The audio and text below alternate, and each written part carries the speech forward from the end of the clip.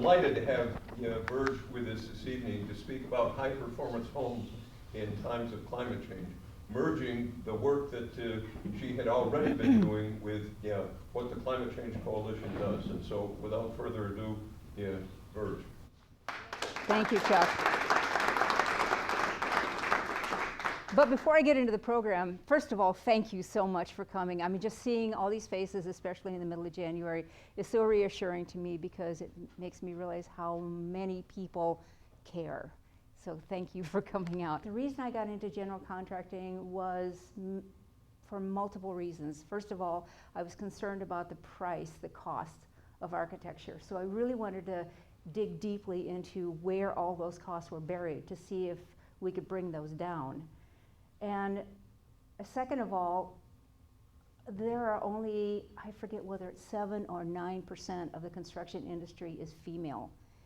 And being kind of an outspoken female, I guess, up here in the industry, I thought that perhaps I could serve as a role model for other girls who wanted to get into the industry, to make them realize that it was, not a boys-only club.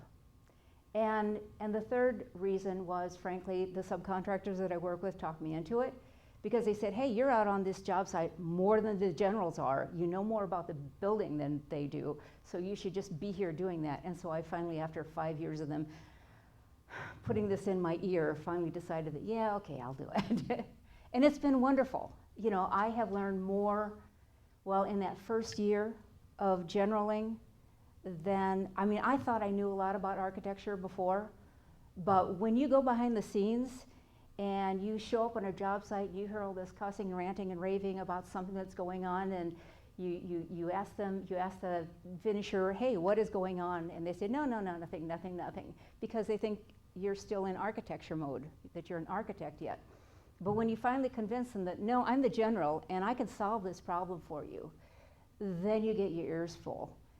And then you get lessons that you never ever thought that you were going to get. So it has been a great opportunity, and I encourage every architect or every architecture student to also be a general contractor. Get into the building contracting company. So anyway, all right, let's get going on this. I'm looking around the audience, and I see some new faces. I see some tried and true faces, and so I think there are maybe 2 or 3 levels of knowledge in this group tonight. I think there are some people who are aware that there's a climate change issue and simply want to learn more about it and want to learn more about how our homes relate to it. And there is a big group that knows a lot about climate change and are scared silly right now and are desperately seeking answers. Okay, so we've been watching the fires in Australia. We have been watching the fires in California. We know that they are unprecedented. We know that there's no longer a fire season. There are just fires. And this is not just in these 2 countries, it's all over the world. It's even in northern Finland, unprecedented forest fires because of droughts. We know that hurricanes, typhoons, tornadoes are coming more frequently with greater ferocity than we have known before. Their hurricanes are moving further north in the ocean than they ever did before, and it's because the ocean is warming. We are all reading about the droughts and how that's affecting agriculture. We know that people are migrating out of drought areas because of the lack of water, the lack of food. Syria started with a 7-year drought, and there's mass migration all over this planet simply because of climate change. Another factor of the climate change, of course, that we all know, for many of you, I'm telling you what you already know, but some may not know the extent of it, is the flooding. We are encountering flooding across this planet like we've never had before, and that's primarily because the atmosphere is warming up. And when an atmosphere is warm, it attracts more water. And we saw this actually just here in Door County in the last few months. We have farm fields this year that could not be plowed because of the torrential rains. We no longer have heavy rains. We have rain bombs now. And with the rising tides, the rising ocean levels. We have indigenous people who have lived on islands for hundreds of years that have had to be moved off their islands because they're perpetually flooded. Down around South America, off the coast of Africa, there are whole groups of civilizations that no longer have a home because of rising water. We have all read about the coral reefs dying. The Great Barrier Reef is dying. It's been a home to thousands of sea creatures forever, you know, and now we're losing them. So that means we're losing a great deal of the food source, the original food sources for sea life. And of course, everybody has seen the iconic picture of the lone polar bear on the ice floe because the Arctic ice is melting. And that, of course, is also contributing to the rising sea levels. But what do all these things have in common? Well, one common denominator, the most prevalent one, is carbon dioxide. And right now, we are 1.1 degrees Celsius above where our planet temperature was in pre-industrial times. A lot of that has to do with the carbon dioxide. In order to maintain livable temperatures on a planet, we have to stay within 350 parts per million. Pre-industrial times, we were at 280 parts per million. Right now, we're at 420 parts per million.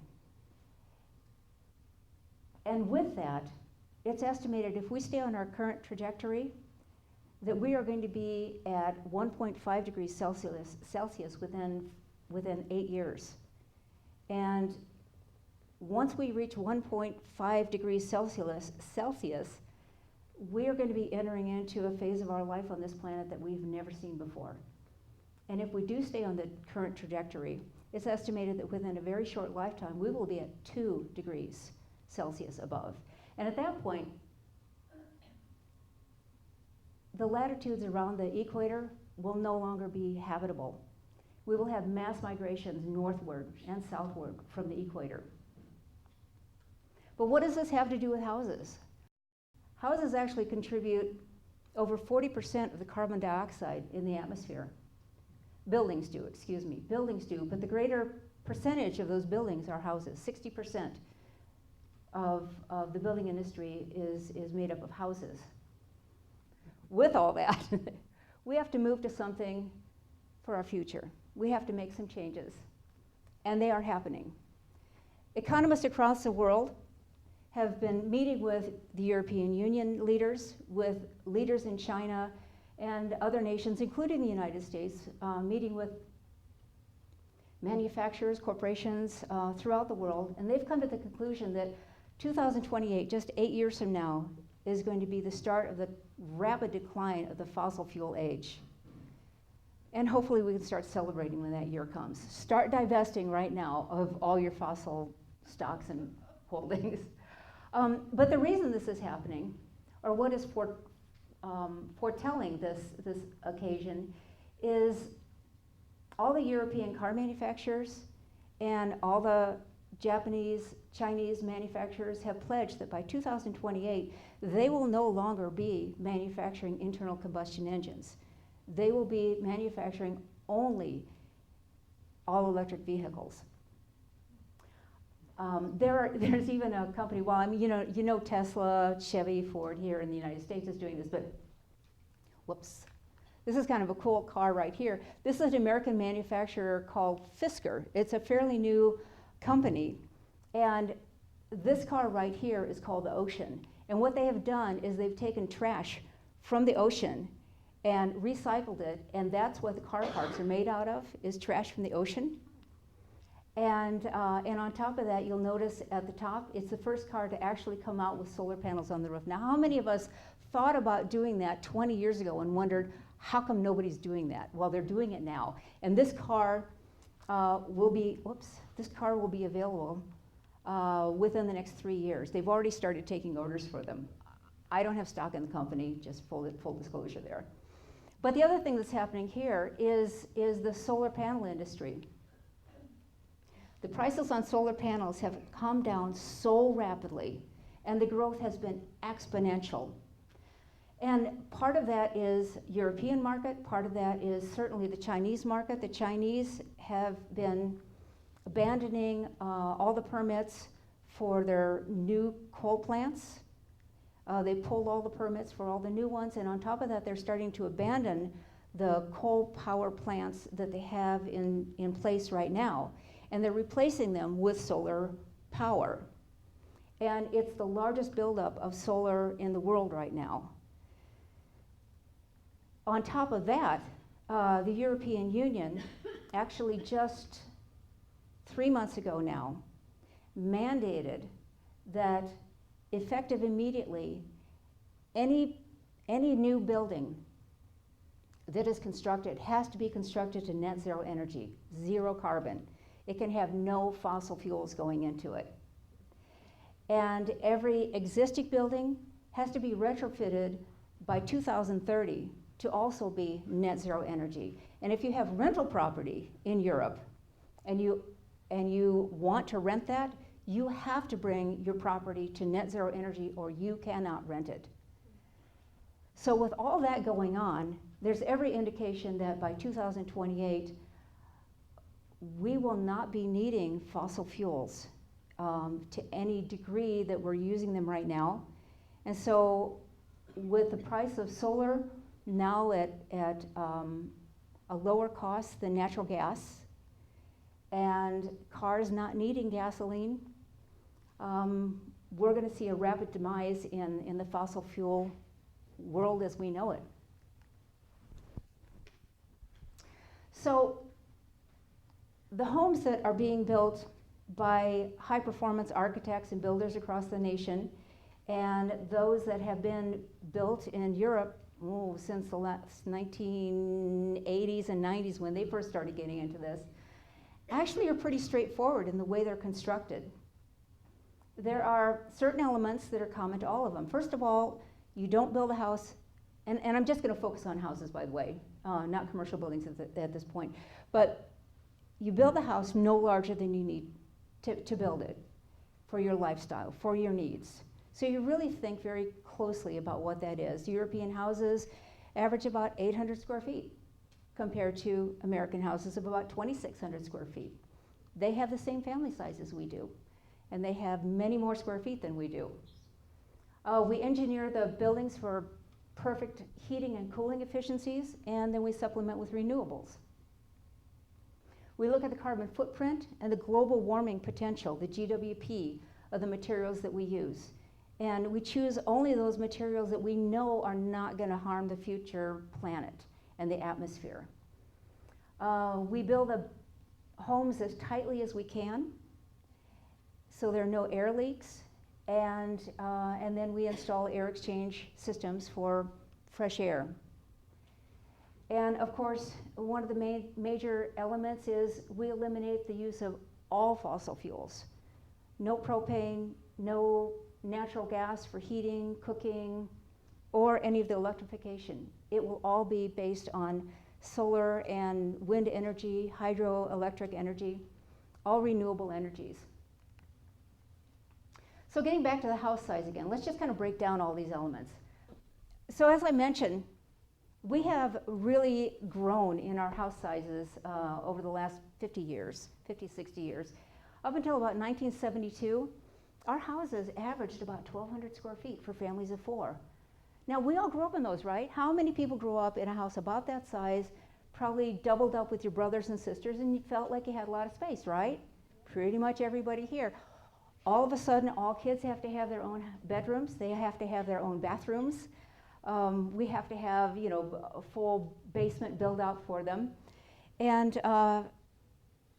the concern about that is, and especially here in Wisconsin, most of our power in Wisconsin comes from coal.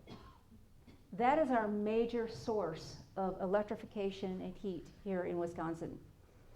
And I did some math.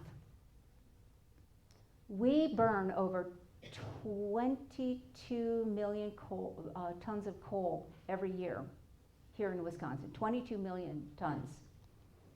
And carbon dioxide actually amplifies the volume of that coal by 4.7 times. So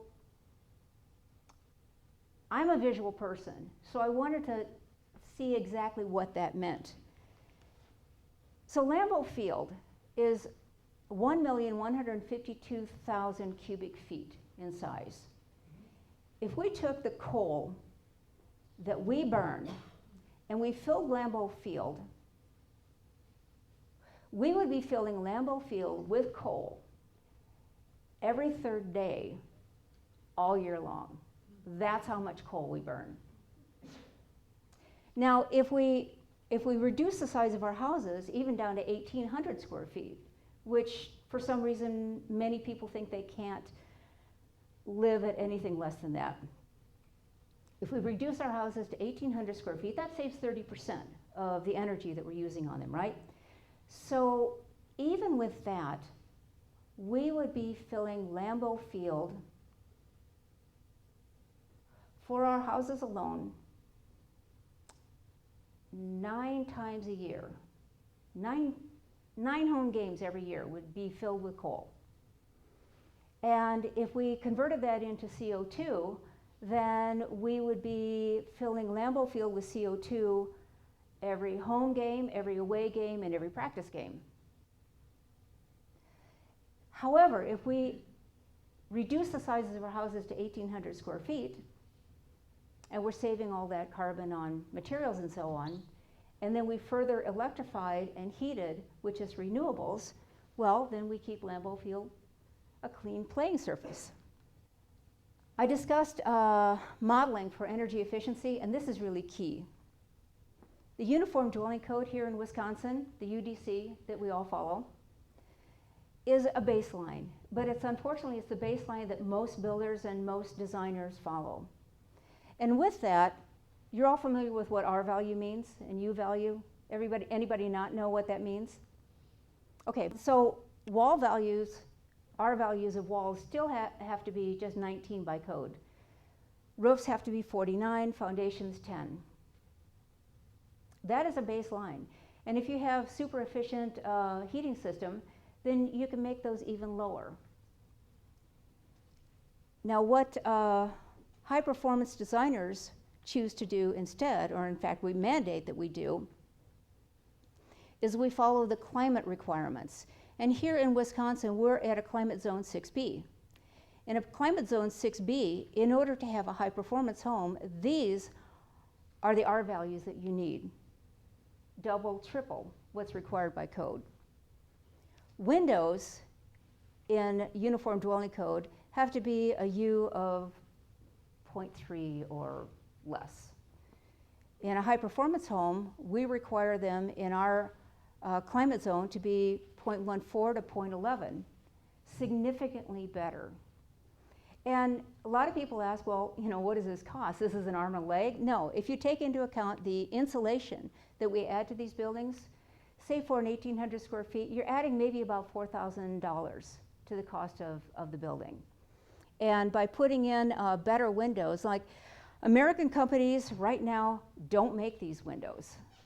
The lowest U value that's available in an American company at this point is, well, I think you can get some 0.14s. But for the most part, if you want to have windows to this level, you're going to be ordering European or Canadian windows because they've been doing this a long time. They know how to do it, and their prices are a lot lower. Their prices for triple pane, super efficient windows in Europe are the same cost as double pane windows here in the United States. You have to wait 10 weeks for them and you have to pay the shipping charges, but darn good windows, extremely efficient. And then we make these buildings airtight, and that is a key difference too. Here in the United States, typical construction, you're going to see the OSB on the outside of a building, and then you're going to see probably Tyvek, right?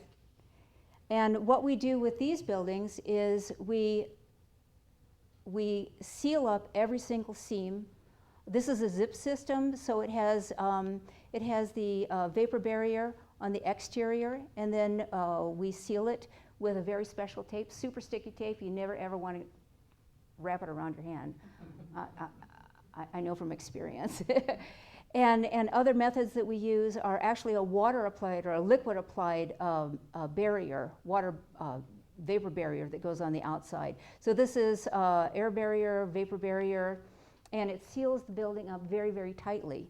When we get into any openings in the walls, like, think about it, technology will change.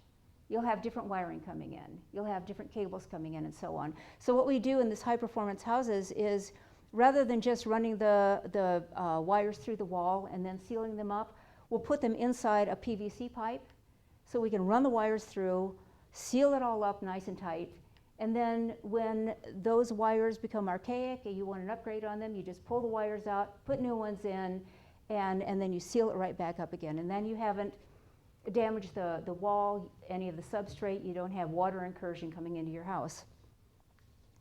Any other penetrations, we certainly want to wrap everything very, very tightly. And to make sure that we've done all of this right, then we always have a third-party test come in. They do a blower door test to see how tight our building is.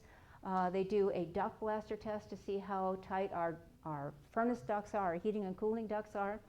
Because if those are completely tight, then you're not losing energy. Any heat that is coming out of your furnace is coming back into your furnace again, preheated. When you have a building that is this tight, and just to give you an example, I did a 1,600 square foot building a couple of years ago, and the Energy Star Rater gave me some calculations on the size of potential openings.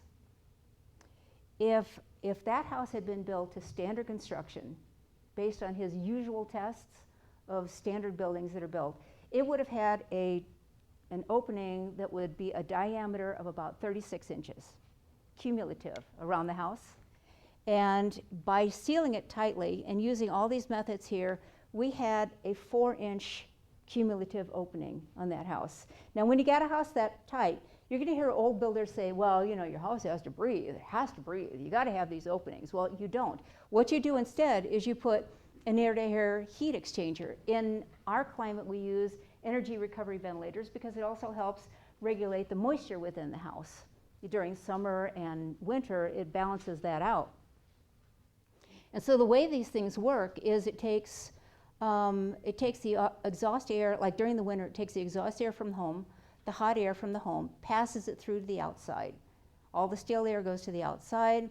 Fresh air comes in from the outside, comes into the home as fresh air. But what is happening here in this chamber is the heat from the inside that's going out is pre-warming the air that's coming in. So you're not losing that energy to having to heat the air as it's coming in. Makes it a lot more comfortable. One other thing, getting back to the air tightness, one other thing that I want to mention is with standard construction, that is the 0.5 air change per hour is typical, and that's 36-inch diameter. But what we shoot for in a high-performance home is anything under 0.1 air exchange per hour, and passive houses have to hit a very rigorous 0.06 air changes per hour. Super tight, really hard to get. Critical, too, is thinking long-term about what we're doing with our buildings. I know you hear a lot about getting people into an energy-efficient home with low energy bills, and there are a lot of different methods. SIPS panels are very tight, insulated concrete forms. We'll get into more of this later, but there are various devices that could be used to build these super tight homes.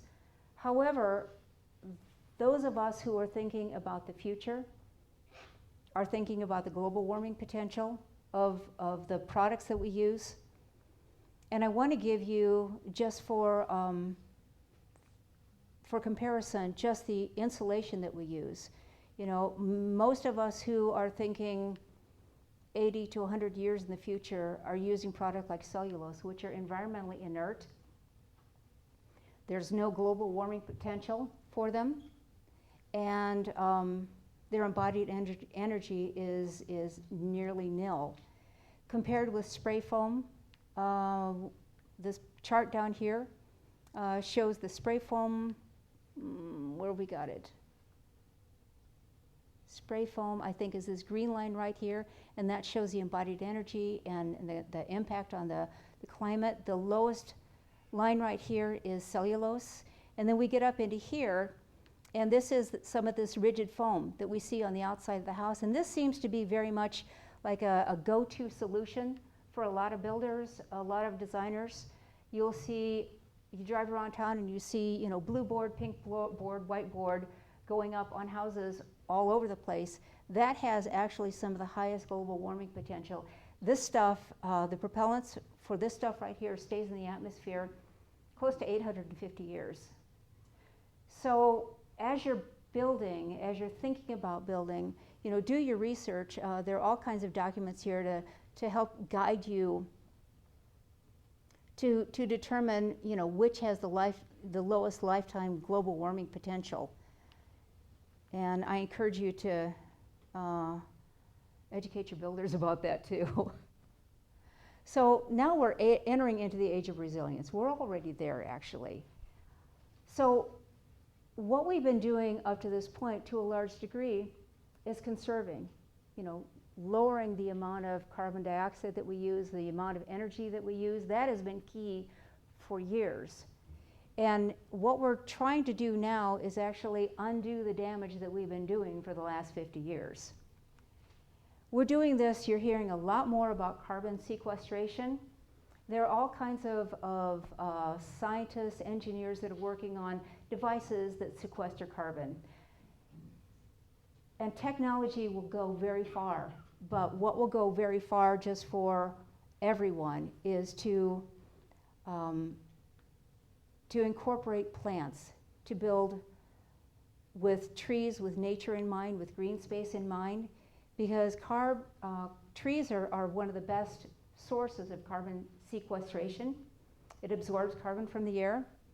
So what we're really starting to explore is clustered housing. If we build the houses closer together and then we keep green space open, as in these examples right here, that are actually, these are sketches for projects that are actually under construction. They're clustering the houses close to one another and then leaving all of this as vegetative areas.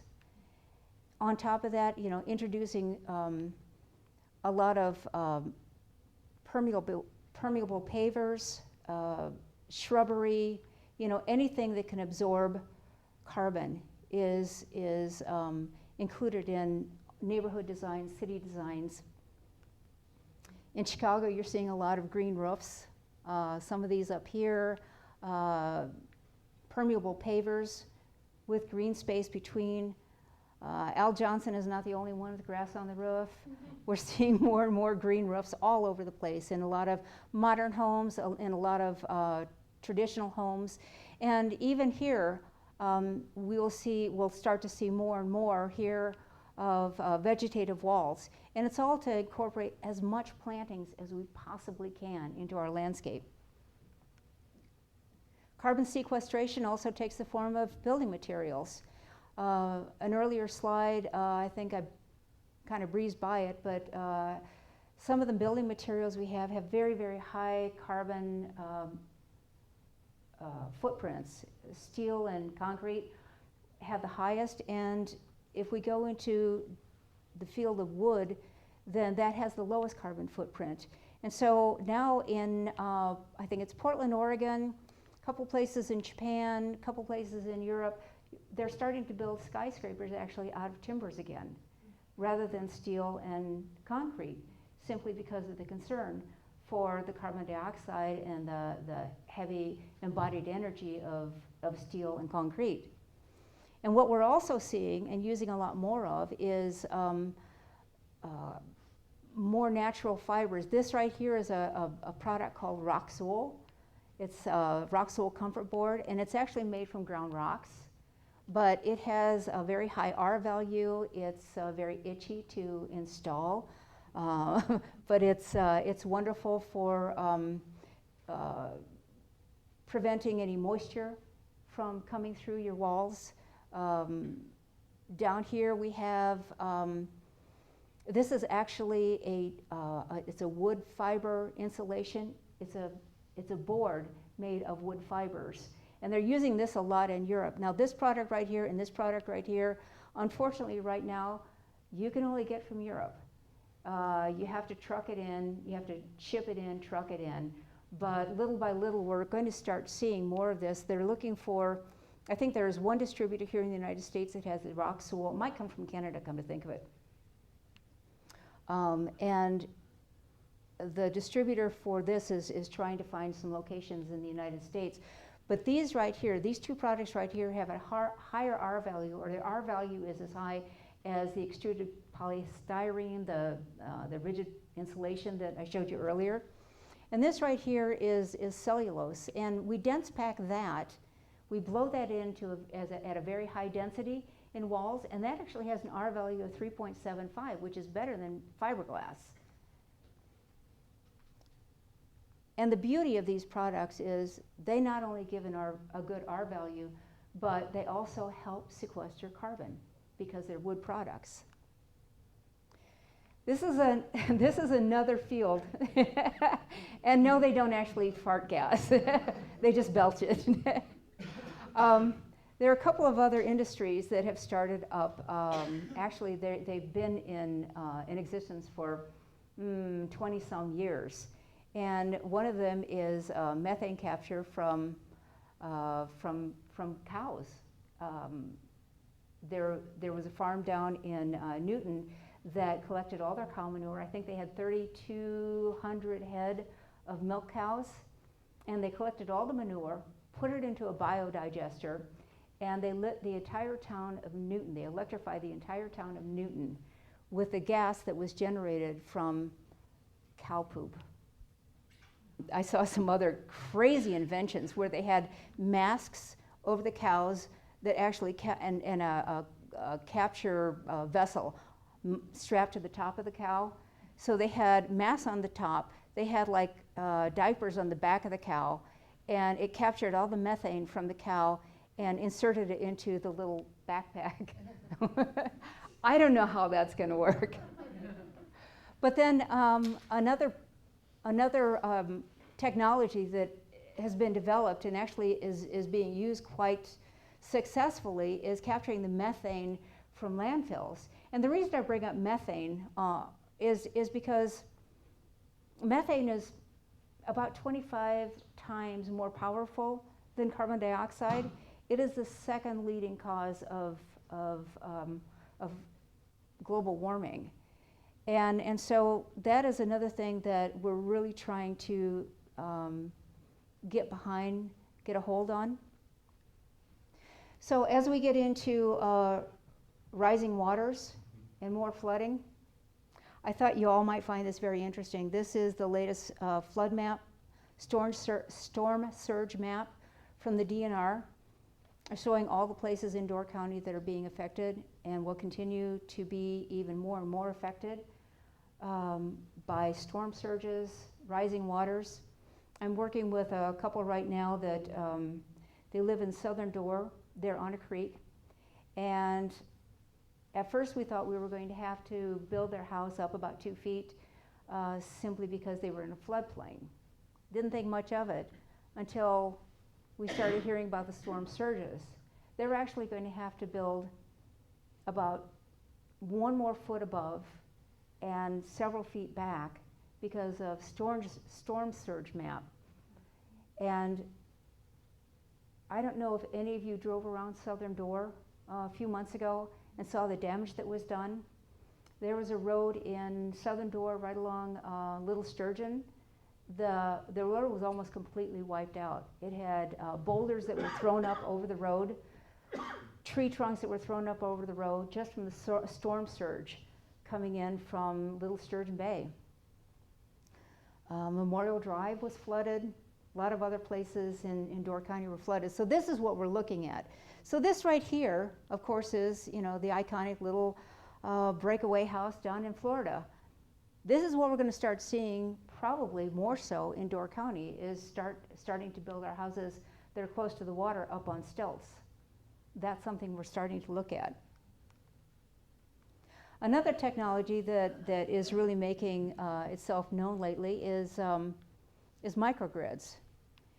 They've been developing these for, again, about the last 15, 20 years, but they're becoming more commonplace now. They were pretty much in the experimental stage for several years, and now they're coming into their own again. The microgrids, the solar-powered microgrids, will displace the large power grids that we've had in this country since the 1940s. These things are aging.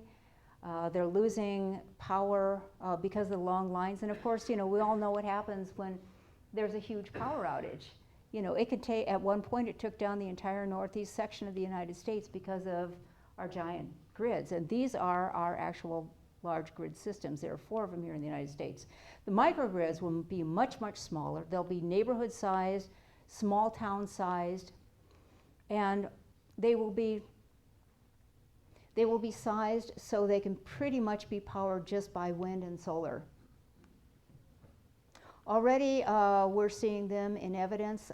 These are a few different examples. New York, their affordable housing project, fully solar microgrid for all their heating, cooling, electrical work. I think they've got it's something like a 100 kilowatt system on the roof. This right here, Camp Pendleton, California, again, another solar microgrid servicing most of Camp Pendleton. Alcatraz has its own solar microgrid. No fossil fuels on Alcatraz. And then this, I included this just because I think it's a really great example about how solar-powered microgrids can enable more rural areas. You know, northern Wisconsin, I think, would be a prime location for that. Any of the lakes would be a prime location for that.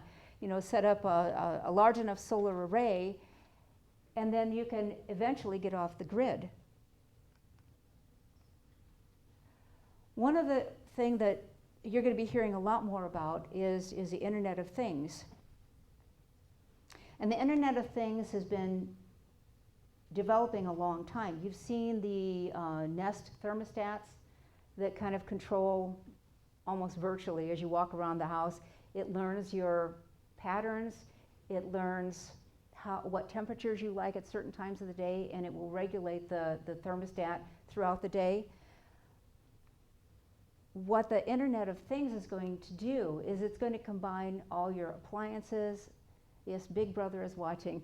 It'll group all your appliances, your heating, your cooling, your radios, your cars, everything. And the ultimate goal is it will help, it'll teach itself on what your patterns are so it can start powering down your electrical use when it's not in use. And right now, the Internet of Things and the cloud-based technology is consuming a huge amount of electricity. Right now, it's probably the biggest consumer of electricity, of power. In time, though, as this is developed, what we're going to find is there's going to be a lot less energy use because all these things will be interconnected and they will be teaching themselves, learning from themselves. And of course, key in this is battery storage. You know, we've seen the Tesla Powerwalls. They were supposed to come out, what, 4 years ago? And in fact, a couple of my clients put in an order 4 years ago and they're still waiting for theirs. But this is a lithium-ion battery, and eventually it'll become affordable. It'll become large enough that we can adapt it to our homes. But we're also working on, scientists are also working on different sodium-powered batteries that will be large enough basically to power the microgrids, you know, to use as a battery backup for the microgrids, for neighborhoods, for, you know, large corporate campuses and so on. And they are making headway. It's a little slower than we'd all like, but probably within the next 3-4 years we're going to be seeing the use of this to an extent that they'll actually become viable for all communities. So we can do all of these things with our houses, we can do all these things with technology, but until we get political will behind us, it's not going to change. And the reason that Europe is so far ahead of us, the reason China is so far ahead of us, is because they have the political will to do that. They mandate higher energy standards. They require everyone to do this. Just so you know, $29.4 billion in taxes go every year to the fossil fuel industry. This is a multi-billion-dollar enterprise, and we are still paying $29.4 billion to them every year in subsidies and tax rebates. We spend only $11.6 billion to subsidize renewable energy. And sadly, last November, our Congress voted to eliminate the subsidies for renewable energies in 2 years. So what we're looking at is, obviously, we're having oil spills all over the place, pipelines, tankers. So we've got oil spills in the ocean, we've got oil spills on land, very expensive to clean up, cost the taxpayers millions and millions and millions of dollars in just attorney fees to fight the companies who are making these oil spills all over. Coal mining, fortunately, is just about breathing its last breath. But still, we have the cleanup necessary on all of these. This is an ash runoff from coal mines. This is what strip mines look like. This is what a stream in Virginia looks like downstream of a coal plant just a couple of months ago. So we're still dealing with the aftermath of coal mining, not to mention the fact that 22 billion pounds of coal used here in Wisconsin. Natural gas leaks, talking about methane. This is one of the sources of methane in our atmosphere. And so this creates 110 million tons of methane every year. A lot of it just simply because of leaky pipes.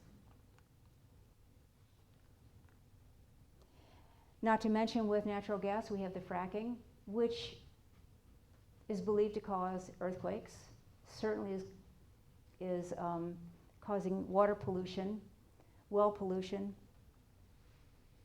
Most countries have outlawed fracking. The United States has several states that have outlawed fracking. However, they're still building fracking infrastructure in the very states that they've been outlawed. And these are actually headlines from just the last month saying New Mexico would lose billions. They're going to keep up fracking because they're afraid of how it's going to hurt their economy. But I want to show you something. This right here is how much it costs for us to deal with the outcome of what carbon dioxide and the fossil fuel industry has done just to the United States. 175 billion in 2016, 308 in 17. It just keeps going up and up and up and up. The damage from the hurricanes, the floods, the droughts, et cetera, et cetera, et cetera, the fires. And as a reminder, this is how much we're still paying them in subsidies every year. So again, political will is key. A couple of programs that have been recommended, bills that have been drawn up and have yet to pass, are cap and trade.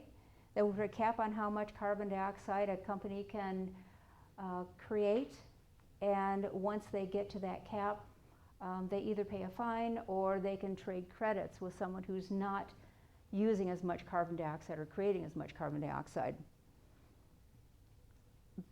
Argument against that is, of course, that it's going to take advantage of countries and companies that are more environmentally correct. And so the support for this is dwindling. The support for a carbon tax is gaining. And with a carbon tax, people who create carbon dioxide, who put carbon into the atmosphere, will actually be taxed for that amount of carbon. And then the tax will then go back incrementally evenly to like all tax holders or taxpayers in the United States.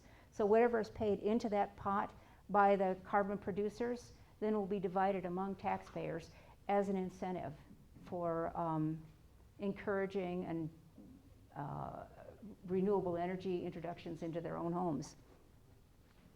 But the key thing is we have to end the fossil fuel subsidies. We have to make our representatives at state, local, certainly federal level realize that our house is burning. We have to do something now. You know, we can't wait another 20, 30 years. We can't wait 2 more election cycles to do this. And so I encourage every one of you to make it a regular part of your routine to contact all your representatives and let them know that you support every effort that could be made to divert, to mitigate, to change the direction we're heading with climate change. Get on the phone 2 days a week, send letters at least once a week, and do everything you can. Thank you.